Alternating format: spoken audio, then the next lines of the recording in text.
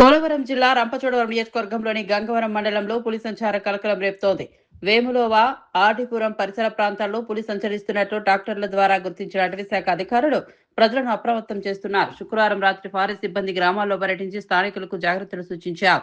ఈ సందర్భంగా CCF doctor జ్యోతి మాట్లాడుతూ పులిని తప్పనిసరిగా బంధించేందుకు ముమ్మరి ఏర్పాట్లు చేస్తున్నామని తెలిపారు. ప్రజలు భయాందోళనకు గురి కావాల్సిన అవసరం లేదని, అయితే రైతులు పొలాలకు వెళ్లే సమయంలో అప్రమత్తంగా ఉండాలని సూచించారు. మనము క్యాప్చర్ చేయడం కష్టం అవుతుంది. సో ఎక్కడ అలసత్వం లేదు, ఎక్కడ లూజెన్స్ లేదు.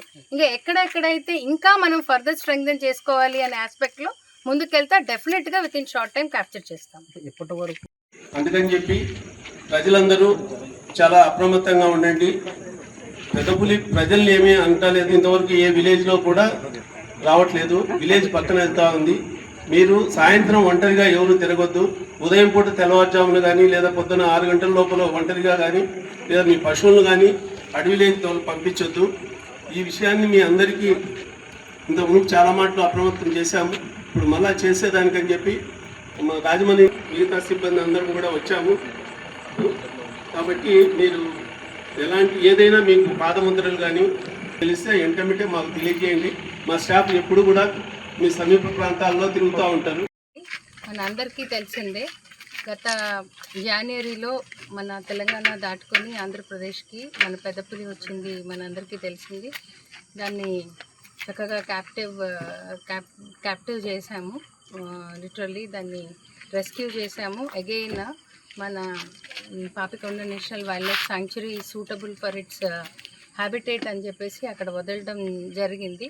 ఎందుకంటే అది it's a perfect habitat for tiger అని చెప్పి. ఇప్పుడు ప్రస్తుతానికి ఏంటంటే గత 20 అప్పటి నుంచి ఇప్పటికీ కూడా ఏంటంటే అది అక్కడ సంచారం చేస్తూనే ఉంది. ఆ నేషనల్ పార్క్ బయటకు వచ్చింది. ఇప్పుడు రైట్ నౌ ఫ్రింజ్ విలేజెస్లో సంచారం చేస్తుంది. అట్ ద సేమ్ టైం ఏంటంటే 20 days నుంచి కూడా అది చాలా థిక్ అండ్ డెన్స్ ఫారెస్ట్లోనే ఉండింది. 2 days బ్యాక్ ఏంటంటే ఫ్రింజ్ విలేజెస్కి వచ్చి కొంచెం యానిమల్ అటాక్ చేసింది. ఇమీడియట్గా ఫారెస్ట్ డిపార్ట్మెంట్ ఏంటంటే కాంపెన్సేషన్ పే చేయడము, ఇక్కడ ఎక్కడెక్కడైతే ఇంకా పాసిబిలిటీ ఉండిందో ఆ విలేజెస్ అందరినీ మనం అలర్ట్ చేస్తున్నాము. ఇప్పుడు రెస్క్యూ టీమ్స్ అన్నీ కూడా అలర్ట్ అయినాయి. అండ్ ఉన్న టీమ్స్ కూడా మనం స్ట్రెంగ్థెన్ చేసుకొని దాన్ని క్యాప్చర్ చేసే మోడ్లో మనం ముందుకు వెళ్తున్నాము ఆపరేషన్కి. సో ఆ ఆపరేషన్ మేరకు మన ఆనరబుల్ డెప్యూటీ చీఫ్ మినిస్టర్ గారు, అట్ ద సేమ్ టైమ్ మన ప్రిన్సిపల్ చీఫ్ కన్జర్వేటర్ గారు ఉన్న టీమ్స్ కంటే ఇంకా ఫర్దర్ టీమ్స్ అంటే డాటింగ్ టీమ్స్ కానీ స్పెషల్ టీమ్స్ కానీ మన స్టేట్లో within the state and out side the state కూడా అలర్ట్ చేయడం జరిగింది.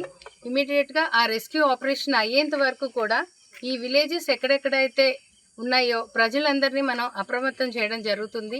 నైట్ కూడా మనము చాలా teams around 8 to 9 teams petrol చేస్తున్నాము. ప్రజలందరికీ తెలియజేయటం ఏంటి అని అంటే భయపడవలసినంత పరిస్థితి లేదు.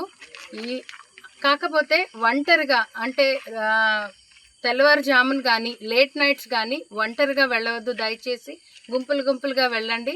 అట్ ద సేమ్ టైం ఏంటంటే అడవికి నియరెస్ట్గా అంటే లైక్ జామ ఆయిల్ తోట కానీ పామ్ ఆయిల్ తోట కానీ అట్లాగా కొంతకాలం మనం రెస్క్యూ చేసేంత వరకు దయచేసి కోఆపరేట్ చేయమని అందరినీ మేము ప్రార్థిస్తున్నాము. అండ్ ఏంటంటే యానిమల్స్ని అట్లా కట్టేసుకొని గొడ్లను కట్టేసుకుంటూ ఉంటుంటే అటాక్ జరిగే అవకాశం ఉంది.